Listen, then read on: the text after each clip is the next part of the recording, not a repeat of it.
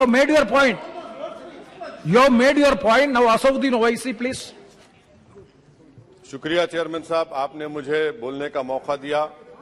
मैं इस तहरीक अदम एतमाद की तायद में खड़ा हूं जिसको टीआरएस पार्टी और हमारी पार्टी ने दिया, जिसको स्पीकर साहब ने कबूल किया। सर, मैं 11 पॉइंट आपके सामने रखूंगा जो मैं बताने की कोशिश करूंगा कि क्यों हम इस तहरीक अदम एतमाद की तायद में और मोदी हुकूमत की मुखालिफत में खड़े हैं।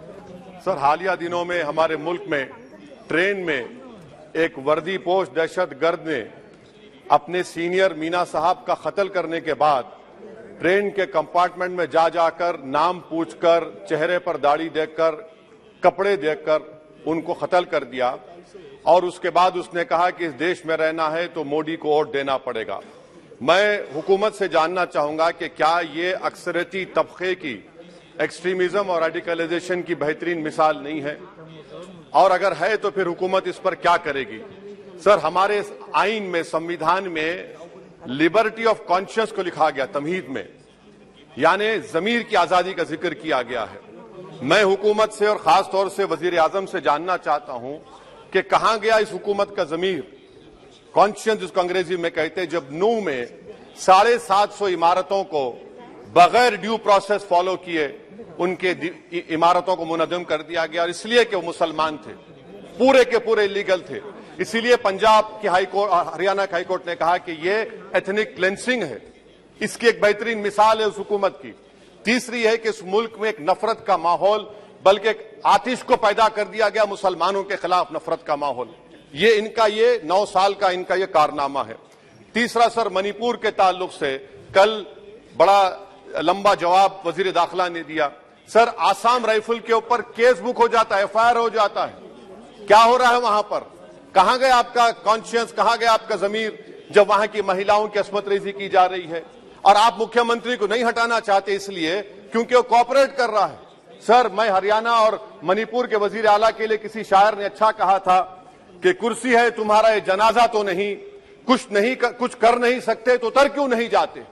आखिर कहां गया? उन ताबूतों में खो गया कि आपका कॉन्शियस, आपका जमीर, जहां पर 50,000 लोग बेघर हो गए, यानी 6 लाख हथियारों को लूटा जा रहा है। आखिर कौन सा आप इंचार्ज वहां पर हैं? सर, 14वां पॉइंट, हिजाब को एक मसला बना दिया गया और मुस्लिम बच्चों को तालीम से महरूम कर दिया गया। क्या यह आपका लिबर्टी ऑफ कॉन्शियस है? कहां गया आपका जमीर?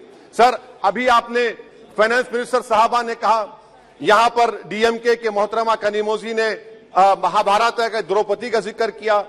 मैं ये पूछना चाहता हूं, बिल्किस बानो इस देश की बेटी है या नहीं? जिस बिल्किस बानो को 11 लोगों ने रेप किया, प्रेग्नेंट थी, उसकी मां का रेप किया, उसकी बेटी को कत्ल कर दिया, उसकी मां का कत्ल कर दिया, आपने कातिलों को रिहा कर दिया।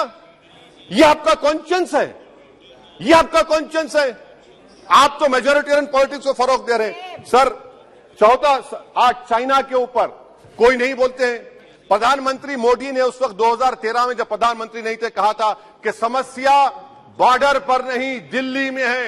अगर हम अपनी जमीन पर हैं तो डिसएंगेजमेंट क्यों कर रहे हैं? क्या आज चीन हमारी जमीन पर नहीं बैठा है? क्या आज चीन से आप बातचीत कर रहे हैं? आप डिसएंगेजमेंट कर दिए। बताइए डी एस्केलेशन, डी इंडक्शन कब होगा? मैं आपके जरिए से हुकूमत को बता रहा हूं कि अगर प्रधानमंत्री ने अहमदाबाद में शी जिनपिंग को बुलाकर झूला झुलाया था, क्या हुआ? क्या नतीजा निकला उसका? चेन्नई दिखाया, क्या नतीजा निकला? सर, इसलिए चीन पर बोलिए, चीन को उखाड़ कर फेंकिए। सर, और एक पॉइंट जिस पर मैं मुखालिफ तायद में खड़ा हूं, हाई इन्फ्लेशन है इस मुल्क में, हाई अनएम्प्लॉयमेंट है, स्टैग्नेटिंग कंजम्पशन है। इसकी वजह से महिलाओं में हाई एनीमिया लीड कर रहा है। ये हुकूमत इसकी जिम्मेदार है। सर, कुलभूषण जाधव कहां है? पाकिस्तान में बैठा है, आप क्यों नहीं लेके आते? आप विश्वगुरु कहते हैं, कुलभूषण जाधव को भूल गए आप। कतर में 8 नेवी ऑफिसर 1 साल से जेल में हैं, आप नहीं ला सके उनको। सर, और एक चीज, 1991 का प्लेसेस ऑफ वर्शिप एक्ट इस ऐवान में पास किया गया था कि तारीख के जख्मों को नहीं खुरेदा जाएगा। आप खुरोद रहे हैं उनको। मैं आपको इंतबाह दे रहा हूं, वार्न कर रहा हूं, इस मुल्क को 90 के दहे में मत लेकर जाइए। 91 का एक्ट, सुप्रीम कोर्ट में जवाब दीजिए कि आपकी हुकूमत 91 प्लेस ऑफ वर्शिप एक्ट की कायम है, उस पर कायम रहेगी। यूसीसी, सर, इस यूसीसी का फॉर्मूला क्या है? एक मुल्क में एक मजहब, एक कल्चर, एक जबान, ये तो डिक्टेटरों का फॉर्मूला है। भारत एक गुलदस्ता है, भारत एक मोजाइक है। यहाँ पर बेशुमार जबानें, बेशुमार मज़ाहिब बोले जाते हैं और हिंदू अनडिवाइडेड फैमिली में sir I am concluding 8 crore 75 Hindu खानदानों को 3,800 करोड़ डिडक्शन मिला। इसके बारे में आप क्या कहेंगे सर? और मैं कंक्लूड करने से पहले आपको बताना चाह रहा हूं कि माइनॉरिटी वेलफेयर का बजट 40% कम कर दिया गया। पढ़ो प्रदेश, प्री मैट्रिक स्कॉलरशिप कम कर दी गई, मौलाना आजाद फाउंडेशन खत्म कर दिया गया फेलोशिप, और इसकी वजह से 1,80,000 मुसलमान हायर एजुकेशन में गायब हो चुके हैं। सर, मैं इख्तिताम में कह रहा हूं कि पसमानदा मुसलमान से प्रधानमंत्री को बड़ी मोहब्बत है। ये कौन सी आपकी मोहब्बत है पसमानदा, जो आपका एक मुसलमान मिनिस्टर नहीं है वहां पर? इखलाक से लेकर पीलू खान से लेकर अफान अंसारी से लेकर लुकमान अंसारी, मॉब लिंचिंग पूरे पसमानदा मुसलमान की होती है। पावरलूम बंद है, अंसारियों के खुरेश बरादरी का कारोबार बंद किया जाता है। स्पीकर सर, मैं कंक्लूजन में अभी कल हमारे होम मिनिस्टर ने कहा था क्विट इंडिया। अगर इनको मालूम हो जाए कि क्विट इंडिया का नारा एक मुसलमान ने दिया था तो वो भी नहीं बोलेंगे, वो नहीं मालूम था उनको। उसका मैं कंक्लूड कर रहा हूं, उसका नाम यूसुफ मेहर अली था सर। यूसुफ मेहर अली ने क्विट इंडिया का नारा बनाया, जिसको महात्मा गांधी ने सारे देश में एक पैगाम किया।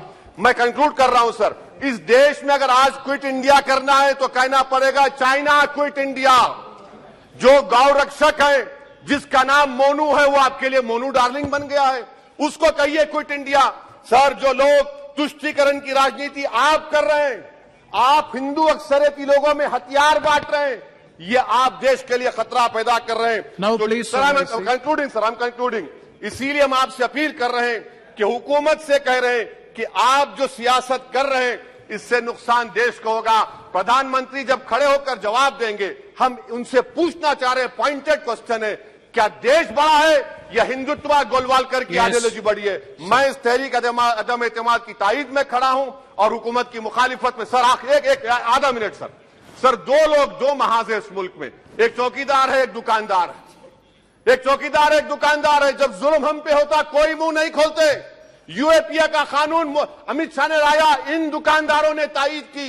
आज उस यूएपीए का कानून में 83 साल का बुढ़ा सिपर खत्म करो, सिपर नहीं होने से मर गया। आखिर कब तक दुकानदार और चौकीदार हमारी लाशों पर सियासत? सर, हम कंक्लूडिंग, कब तक सियासत करेंगे? अगर आप जुल्म के खिलाफ आवाज नहीं उठाएंगे तो आपकी दुकानदारी नहीं चलेगी, चौकीदार को बदलेंगे, तीसरा महाज करेगा। शुक्रिया सर।